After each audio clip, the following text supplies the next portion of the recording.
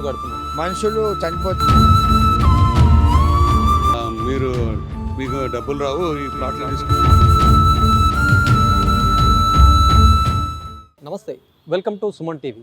ప్రతి ఒక్కరూ తమ జీవితంలో స్థిరపడాలని ప్రతి ఒక్కరు కోరుకుంటారు. ఈ నేపథ్యంలో సేవింగ్స్ అనేది ప్రతి కుటుంబంలో చేసుకుంటారు. ఇట్లాంటి నేపథ్యంలోనే కొంతమంది కలిసేసి ఒక చిట్ ఫండ్ దగ్గరికి వెళ్ళి అక్కడ సేవింగ్ చేశారట.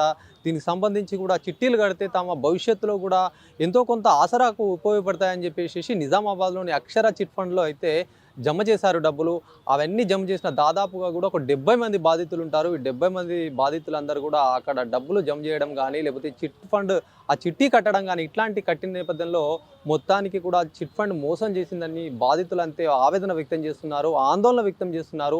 దాదాపుగా 2.5 కోట్ల నుంచి 3 కోట్ల వరకు కూడా 70 మంది ఉన్నారు. వీళ్ళందరికీ రావాల్సిన డబ్బులట. మొత్తానికి నిజామాబాద్లో అయితే ఇది ఒక పెద్ద దుమారం అయితే లేపుతా ఉంది. బాధితులు ఉన్నారు, మాట్లాడదాం.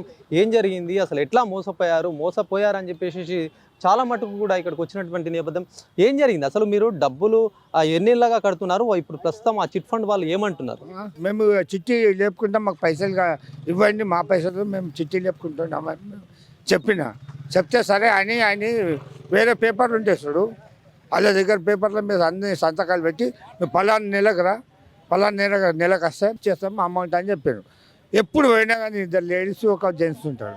అయితే అవి అక్కడక్కడ తీసుకొచ్చిన పైసలన్నీ వాళ్ళ జీతాలకే నెట్టేసుకుంటారు. మేము పోయినప్పుడు మా జీతాలే రాకొచ్చినవి, మేమేం చేయాలా? మేము అక్కడి నుంచి ఇక్కడి నుంచి తీసుకొస్తున్నాము. మా జీతాలు మాకే ఇళ్ళకి వచ్చినాయి, మాకు ఇయ్యకి వచ్చిన రోజు పైనుంచే మా సార్ పంపించక వచ్చింది, మేమేం చేయాలా? అన్నీ మా పైసలు వాళ్ళు వాడుకున్నారు, వాళ్ళ జీతాలు తీసుకున్నారు, అన్నీ తీసుకున్నారు. కానీ కాకపోతే మాకు మొత్తము 2 చేతులు లేపేశారు. ఎంత డబ్బులు రావాలి? ఎప్పటి నుంచి జమ 4,40,000 అట్లా ఇవ్వాలి. మీరు సరే, ఇప్పుడు మీరు ఏం వ్యాపారం చేస్తారు, ఎట్లా డబ్బులు కడుతున్నారు? నేను నిజామాబాద్లో సర్వజన మశాన వాటిగా దుబ్బ మనుషులు చనిపోతే కాలుస్తారు. కాటికాపరిగా చేస్తూ నువ్వు చిట్టి చేసుకున్నావు. కాటికాపరి చేసుకుంటూ ఈ చిట్టేసినాము. ఇక ఈ పైసలు వచ్చినట్లనే పక్కకు పెట్టేసి ఏదన్నా జాగా తీసుకొని, ఏదో పిల్లలు ఉన్న చిన్న పిల్లలు ఉన్నారు, మళ్ళీ వాళ్ళ పెళ్లిలోకి వస్తే జాగా కష్టం అయిపోతుంది అని అట్లా మేము ₹30 జమ చేసి ఈ మోసపోయినాం. ఇంకొకటి అక్కడి నుంచి ఒక 2-3 మన అబ్బాయిలు వస్తుండే బ్యాగ్ల మీద, నేను వాళ్ళ కట్టకుండా డైరెక్ట్ కౌంటర్ మీద పోయే వచ్చిన. మళ్ళీ ఏమో చెప్పలేము, వీళ్ళు తీసుకొని వీళ్ళే జేబులు వేసుకుంటే మాకు మళ్ళీ ఇబ్బంది అవుతాయి. కౌంటర్ మీద చిచ్చెలు కట్టినాయి. సో ఇవి ఉన్నాయి చూడొచ్చు. చాలా మట్టుకు కూడా వీళ్ళు కూలీనాలు చేసుకోవడం కానీ, వ్యవసాయం చేసుకోవడం కానీ, కాటికాపరి అంటే రూపాయి కూడా పొదుపు చేయాలి అనే ఉద్దేశంతో చిట్టీలను ఆశ్రయించి ఒకేసారి డబ్బులు వస్తాయని చెప్పేసి వాళ్ళు చిట్టీలు కట్టిన నేపథ్యం మొత్తం కూడా ఉడాయించినట్టుగా కూడా స్థానికంగా ఉన్నటువంటి వీళ్ళు చెప్తున్నారు. చాలా మట్టుకు కూడా చాలా రోజుల నుంచి కూడా తిప్పుకుంటున్నారు. ఎవరు కూడా తమకు న్యాయం చేయలేదంటే కూడా బాధితులు ఆవేదన వ్యక్తం చేస్తున్నారు. చెప్పండి, ఏమైంది అసలు? మీరు ఇప్పుడు ఎంత కట్టినట్టు ఇప్పుడు ఈ చిట్ ఫండ్? 10 లక్షలు కట్టినాం సార్. మేము 10 లక్షలు కట్టినాం. 6 లక్షలు ఇచ్చిండు, 6 లక్షలు లేపింది ఆయన డిపాజిట్ చేసిండు. నెలకు ₹9,000 కాడికి ఇంట్రెస్ట్ ఇస్తాను అందులోనే డిపాజిట్ చేసుకున్నాడు. అయినా డబ్బులు ఇస్తలేడు, చేస్తలేడు. ఆ ప్లాట్స్కి ఒకటి రాసి ఇచ్చిండు. ఆ ప్లాట్స్గా బయట 6,000 ఉంటే ₹14,000 కాడికి బుకింగ్ చేసుకున్నాడు. 4 పేరు మీద బుకింగ్ చేసేసి ఆల్రెడీ రిజిస్ట్రేషన్ చేస్తాను. 2 years అవుతున్నది. ఇక్కడ ఈ వర్క్స్గా రిజిస్ట్రేషన్ చేస్తలేడు. ఆ డబ్బుల కోసము మాకు ఇంట్రెస్ట్ ఇస్తలేడు. ఆ డబ్బులుగా ఫిక్స్ చేసుకున్నాయి. అటే పోయిన డబ్బులు 10 లక్షలు, మాకు ఇప్పుడు 9 లక్షల చిల్లర రావాలి మాకు డబ్బులు. అయినా ఇక ₹1 ఇవ్వాలి, రివార్కి ఇస్తలేడు. తింపి మమ్మల్ని పిచ్చోళ్ళని తయారు చేస్తున్నాడు. పోయినప్పుడల్లా 1200-1500 బస్కి అవుతున్నాయి. పిచ్చోళ్ళలాగా అవుతున్న మెడికల్ 10-20 మంది పోయినప్పుడల్లా చెప్తాడు, ఏదో కథలు చెప్తాడు. ఆఫీస్ బంద్ ఉంటుంది, చక్కగా రెస్పాన్స్ లేదు. ఇక్కడ ఎవరైతే రెస్పాన్స్ ఉన్నారో వాళ్ళు కృష్ణారావు, సంతోష్ వీళ్ళందరూ వచ్చిండ్రు. మాతోని వచ్చి కారు పెట్రోల్ పోపించినాము. ఆల్రెడీ అన్నీ చేసినా కానీ వాళ్ళకి చక్కగా రెస్పాన్సే లేదు. మాకు ₹1 సుఖ ఇస్తలేరు వాళ్ళు. ఈ డిపాజిట్ చేసిన సుఖ ఆ డబ్బులు ఇస్తలేరు. ఆ ప్లాట్ సుఖ రిజిస్ట్రేషన్ చేసిన సుఖ మాకు రిజిస్ట్రేషన్ ఇస్తలేరు. ఇప్పుడు మీకు డబ్బులు మొత్తం ఎంత రావాలి అసలు? 9 లక్షలు రావాలి మాకు. 9 లక్షలు రావాలి. ఎప్పటి నుంచి కడుతున్నారు ఇవి? మేము ఇప్పుడు 4 years అయిపోతున్నది. 4 years నుంచి 9 లక్షలు రావాలి. మీకు ఒకసారి చిట్టి లేపారా మరి? వాళ్ళు చిట్టి లేపినాం, డిపాజిట్ చేసినాం. 6 లక్షలు ఇచ్చిండ్రు. 10 లక్షలకు 6 లక్షలు వచ్చిందని డిపాజిట్ అక్కడనే చేసుకున్నారు. మాకు ఇవ్వలే. గవర్నమెంట్ షూరిటీ లేరని మాకు చేతికి ఇవ్వాలి డబ్బులు. మేము ప్రైవేట్ ఎంప్లాయీ, మాకు గవర్నమెంట్ వాళ్ళు రారు కాబట్టి ఆయన ఎందుకు ఉండని మరి మా పిల్లల కన్నా ఏదైనా మా భార్య మంచిగా లేదు. మా భార్య భార్య సుఖ ఆల్రెడీ ఆమె పేరట్లా నేను డిపాజిట్ చేసిన నేను మీరు ఎప్పుడు డిపాజిట్ ఎప్పుడు చేశారు? అది 4 years అవుతుంది డిపాజిట్ 4 years నుంచి డిపాజిట్ చేశారు. మీకు ఇప్పుడు అసలు కావాలని చెప్పి వెళ్ళిర్రు. అసలు ఇస్తలేరు, మిత్తి ఇస్తలేరు. మరి ఏమైంది? ప్లాట్ ఇచ్చాను అంటున్నారు. ఏంటి ప్లాట్ ఒకటి బుకింగ్ చేసుకున్నారు. బుకింగ్ చేసుకొని మీకు ప్లాట్ ఇస్తామని 4-5 పేరు మీద ఇచ్చేసి బుకింగ్ చేసేసి నా పేరు మీద బుక్ చేసారు. బుక్ చేసాక ఒక నంబర్ ఇచ్చిండు, 319 నంబర్ ఇచ్చిండు, 20 రిజిస్ట్రేషన్. ఎక్కడ ఫ్లాట్? కరీంనగర్ లో దుర్గమ్మ. మీ ప్రాసెస్ మా ప్రాజెక్ట్ రామడుగు మాది దర్పల్లి మండల్. మీకు అక్కడ పోయి చూసుకున్నారా మరి? ప్లాట్ అని అంటున్నారు, మరి అక్కడ ఎట్లా ఉంది? అక్కడ ఇస్తలేడు. ఆల్రెడీ చూపించండి, ఫస్ట్ వాళ్ళు వచ్చి చూపించారు. మళ్ళీ 22 సంవత్సరాల నుంచి మాకు ఏం రెస్పాన్స్ లేదు. ఇక మీకు ఆ తర్వాత అందరికి అయినప్పుడు అయితే మీకు రిజిస్ట్రేషన్ ఇప్పుడు అయితే లేదని చెప్తున్నారు వాళ్ళు. ఇప్పుడు కాలేదు, ఎవరికి మంది మనం ఏమేమి చేస్తాం. చాలా మందికి ఇచ్చేసి 319 నంబర్స్ ఆల్రెడీ బుకింగ్ నంబర్ చేసిండు. ఆయన ఇస్తలేడు, బుకింగ్ చేస్తలేడు, రిజిస్ట్రేషన్ చేస్తలేడు. అట్లా చూడొచ్చు. కొంతమందికి డబ్బులు చిట్టి కట్టినప్పుడు కొంతమందికి లేపుకుంటారు, వస్తాయి. ఆ డబ్బుల్ని కూడా తన సంస్థలో పెట్టుబడి పెట్టుకోండి, మీకు సెక్యూరిటీగా డిపాజిట్ చేయండి, మీకు భవిష్యత్తుకు ఉపయోగపడుతుంది అని చెప్పి వాళ్ళని నమ్మించి కూడా మళ్ళీ వాళ్ళని ఆ డబ్బులు కూడా బయటకు తీయనీయకుండా వాళ్ళకి ఇవ్వకుండా వేధిస్తున్నారని చెప్పేసి వాళ్ళు ఆవేదన వ్యక్తం చేస్తున్నారు. ఒకసారి మాట్లాడదాం. చెప్పండి, మీకు ఇప్పుడు ఎన్ని డబ్బులు రావాలి? అక్షర చిట్ ఫండ్ సంబంధించి మీరు ఎన్ని నెలలుగా కానీ ఎన్ని ఇయర్స్గా కానీ డబ్బులు వేస్తున్నారు, ఇక్కడ జమ చేస్తున్నారు? మేము 2019 నుంచి అక్షర చిట్ ఫండ్స్లో డబ్బులు కడుతూ పోయినామండి. 10 లక్షల చిట్టి 45 నెలలు నెల 40 చొప్పున కడుతూ పోయినాం. నాకు ఇంకా రావాల్సింది 8.5 లక్షలు. ఇప్పుడు చిట్టి యాక్షన్ లేపి కూడా దాదాపు 2 years అయిపోయింది. ఇప్పుడు ఇస్తారు అప్పుడు ఇస్తాను, ఆఫీస్కి పోయినప్పుడల్లా ఇస్తాం సార్ అనడమే కానీ ఇంత మట్టుకు ఏమీ ఇవ్వలేదు మాకు. అయితే చివరిగా మేము ఒక 6 నెలల కింద వరంగల్ వెళ్ళామండి, అసలు దీన్ని సంగతి కనుక్కుందామని. పోయితే అక్కడ పేరాల శ్రీనివాసరావు అనే చైర్మన్ ఎండి, ఆయనే హోల్ అండ్ సోల్ వీళ్ళ అందరి డబ్బులు జమ చేసుకొని ఆయన అక్కడక్కడ వెంచర్స్ చేసిండు కరీంనగర్, వరంగల్. ఆ వెంచర్స్ ద్వారా మొత్తం డబ్బును పోగు చేసుకొని ఇప్పుడు మీకు డబ్బులు రావు, ఈ ప్లాట్లు తీసుకోండి, రెట్టింపు ధరలకు గవర్నమెంట్ రేట్ కంటే డబుల్ రేట్కు అమ్ముతున్నాడు.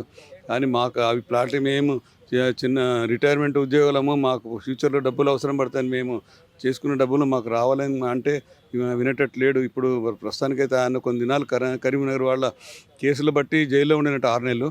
కానీ ఇప్పుడు ఆయన బయటకు వచ్చి మళ్ళీ అండర్ గ్రౌండ్ అయిపోయింది. ఇప్పుడు ఎవరికి కనబడడం లేదు. కాకపోతే పోలీసులకు బహుశా తెలిసి ఉండవచ్చు.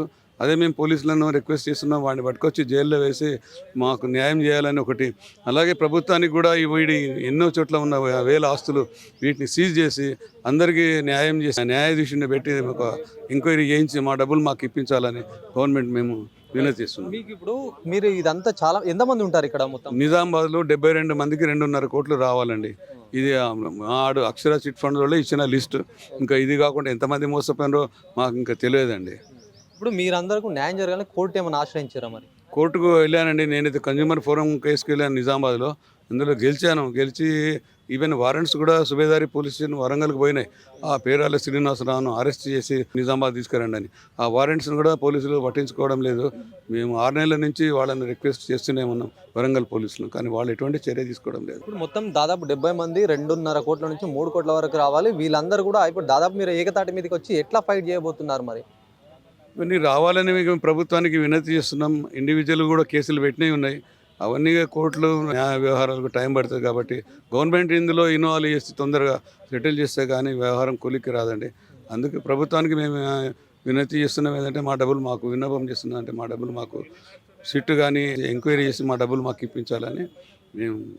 వాళ్ళు ఫ్లాట్ ఇస్తా అంటున్నారు, వాళ్ళ కరీంనగర్లో ఉంది, అక్కడ తీసుకోండి అని చెప్తున్నాం. వాళ్ళ వర్షన్ ఏముంది సార్? అసలు ఆ ప్లాట్లు కూడా మేము ఎంక్వైరీ చేసినామండి. వాళ్ళు చెప్పిన వర్షన్లో అన్ని డిస్ప్యూట్సే. అక్కడ వాళ్ళకు డబ్బులు రావాలట. అది ఎప్పుడో వాళ్ళు తీసుకున్న వ్యవహారం 2020లో. ఇప్పుడు అవన్నీ రెట్టింపులు పెరిగినాయి. వాళ్ళకు కూడా బెనిఫిట్ రావాలని అన్ని డిస్ప్యూట్స్ ఉన్నాయి. ఏది క్లియర్గా లేదు. కాబట్టి అవన్నీ కొలిక్కి వచ్చేటట్టు లేవండి. ఇంతట్లో ఎన్ని ఇయర్స్ నుంచి జరుగుతూ ఉంది ఇట్లా మోసాలని? ఈ దాదాపు 2020 నుంచి జరుగుతున్నాయి. కానీ మాకు తెలియడానికి 2-3 సంవత్సరాలు పట్టిందండి. ఇక్కడ బ్రాంచ్ వాళ్ళు కూడా మాకు ఏం చెప్పలేదు. మా దగ్గర నుంచి డబ్బులు జమ చేసుకోవడమే కానీ మాకు అసలు విషయం తెలియదు. మేము చిట్టీలు అయిపోయిన తర్వాత చిట్టీలు లేపి డబ్బుల కోసం ఎంక్వైరీ చేస్తూ పోతుంటే ఇది చాలా పెద్ద తీగలాగితే డొంకంతలా ఇలా పెద్ద వ్యవహారం అయింది.